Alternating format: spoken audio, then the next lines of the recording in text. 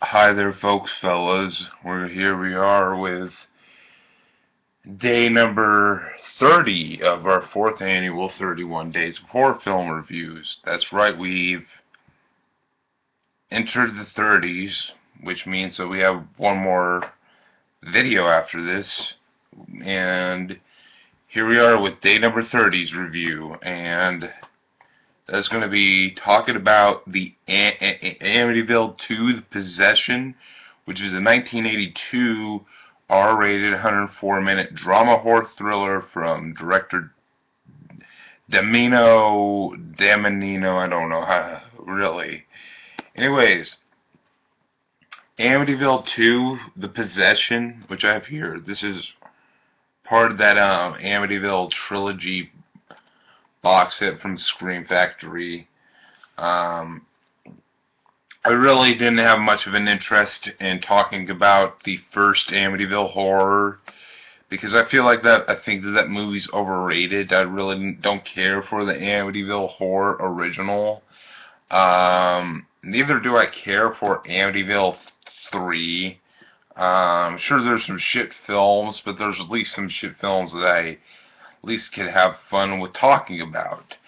And since Amityville 2 is a favorite of mine from the franchise,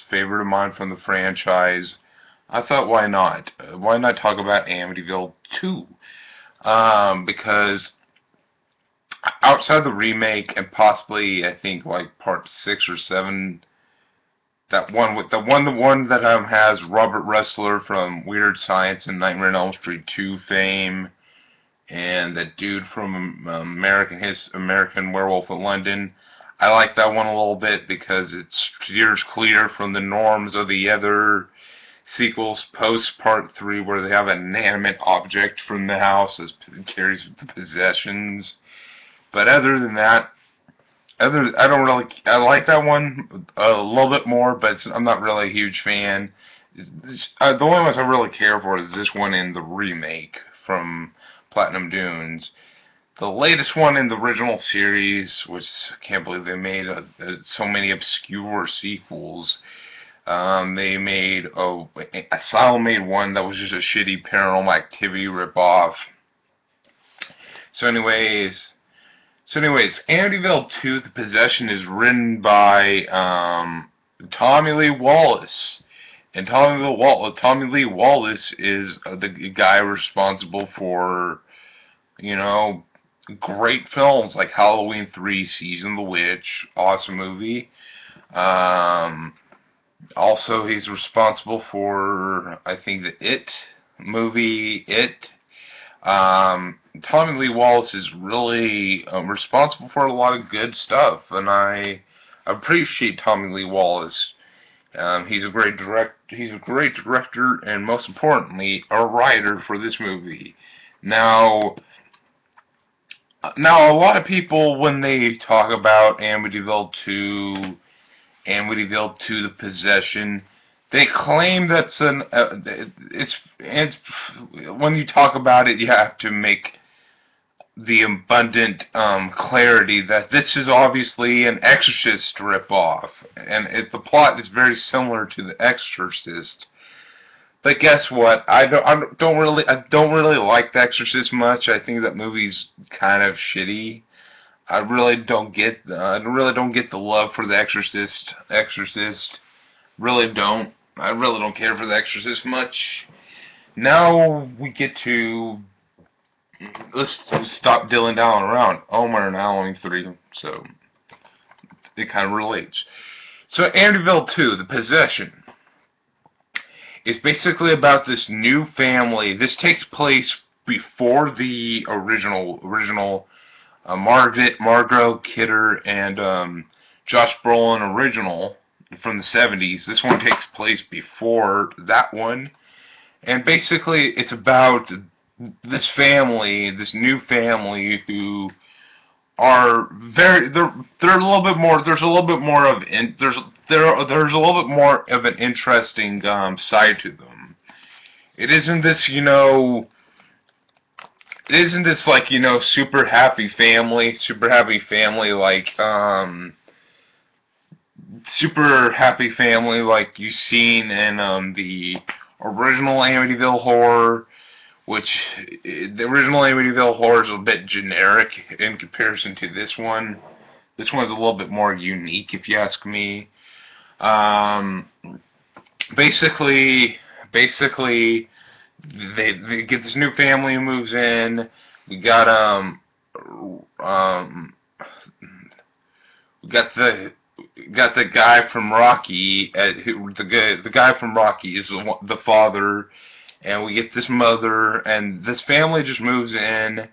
There's some nice family members there, and then we get this one boy by the name of Sonny. And Sonny is a very likable dude, and basically the film is just basically about his descent into being possessed by this spirit, that spirit that overrides the house.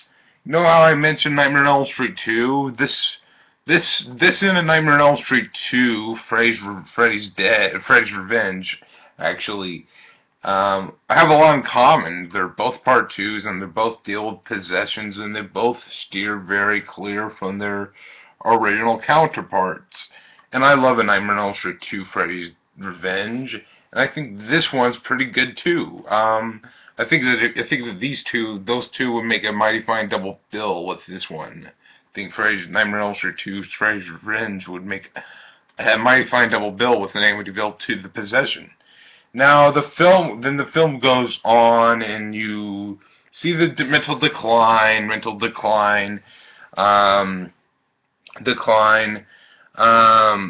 I just adore how this movie has a very creepy and unsettling atmosphere to it, and all the scares in this movie, are, shall I say, effective. Like the original Amityville horror, the horror in that film, really, there was nothing about that left a very eerie menace to it. It just was all the shit that went on in the original Amityville horror just seems like a mild irritant at best. Not legitimate horror or any of that. It was just it seemed like everything that was going on in that film was just a mild irritants. And in this one, you feel like there's a little bit more of a legitimate horror vibe to this film, which I appreciate. As you slowly see Sonny get possessed, the mom wants this preacher, which later on makes a crucial member to the whole entire plot of the film, which I like. I feel like this preacher or priest, whatever you like to call him, shows a lot more, has a better screen presence than the priests and preachers in the first Exorcist, in the original Exorcist. I think that these two, the preacher and the priest here, makes a better on-screen presence that isn't boring, and you could tell that this priest and this preacher in this film legitimately cares and wants to come to the rescue, come to the aid of Sonny and the family. Well, he came a little bit too late with the family, but you could tell that he cared about Sonny, and he gone to great lengths just to get him out of the hospital being guarded by the police in one scene, because they think Sonny killed all these people, but in reality it was possessed Sonny in this film. And I like where they're going with that idea. I also like that this priest has a bit of a confrontation with a higher priest member who is getting upset with the way this priest was handling his business because he thinks that this priest was bringing a bad light to the church in the one scene in the film. And in all honesty, I like what they're doing with that. I like that you get a little bit more. You feel for this priest. You don't feel like he's a scumbag. You feel like he's a good person and he's trying to do what's best for Sonny. And I love that. I love where they're going with that idea in this film. And one thing I really love is that it pulls one of my favorite elements of a narrative, one of my favorite storytelling narrative tricks is that it pulls a 180 turn in this film that I greatly appreciate. The first half of the film is just a traditional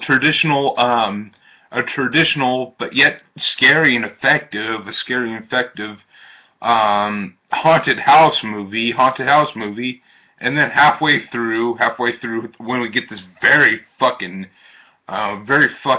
scary and just immersive, snapping of Sonny in possession form, who kills his family. It pulls a pet peeve of mine by killing two children in this film. I have a pet peeve with that. I really don't like that, but I can set that aside because I feel like the rest of the film is very legitimately good, and I like that, you know, it started out as this actually an effective Amityville horror movie, not a cruddy shitty movie like the Margaret Kidder and James Brolin piece of shit original, but it does it that effectively. And then it basically makes the first half is what the Amityville horror should be. It should be as a film. Then the second half turns into what The Exorcist should be. And that's one thing I love about this movie. It basically takes those two different plots and makes it actually a good movie out of them that isn't overblown and overhyped. I really like that this movie's very sleazy and very scummy. It's like a very scummy and sleazy little movie with, you know, it involves brother-sister incest in one scene, which is pretty fucking effective. And it pulled that in one scene of the film. It pulled that off really good. And, you know, with her going into her confession, you got a lot of good story elements. There's a lot here to digest as an audience member. I think the cast does a really good job. I really like that guy who plays the douchebag father in this movie, who's from Rocky. I like what he does with this role. I really think that he does a really good job with it. I love what the kids do. I love what the sister did. I love what the actress who played the mother did. I think the person who plays Sonny is a fantastic actor. Besides the kids getting killed off earlier on in the film, halfway through the film, that's my only gripe with this film, but I legitimately love Amityville 2: The Possession. I think that this film is a superb sequel that I would seriously say to you that Amityville 2, I think, would go on my top 15 films list or whatever. I would legitimately love Amityville 2: The Possession. I think that it has a terrific atmosphere. I think that has a lot going for it. I legitimately think that this is a great film, and it's well worth a watch. If you don't like the original Amityville like I do, then I urge you to watch Amityville 2: The Possession. It washes the bad taste of the first one out. It's really that good. Unfortunately, I wish that part 3 would have carried on the tradition of part 2, where each sequel gets monumentally better. But unfortunately, Amityville 3 is a lot worse than the original Amityville. It's nowhere near the masterpiece of Amityville 2: The Possession. And then you got 4 through 6, or I do not know how many sequels, but there's a lot of them, and I've seen most of them, that are, you know, don't have any, like, at least the first three have like MGM on their back, MGM. But the other sequels don't, and and you can really feel that. Um, feel that in their cheap quality, and I don't think that those are all that great films. Maybe that one, like I mentioned before.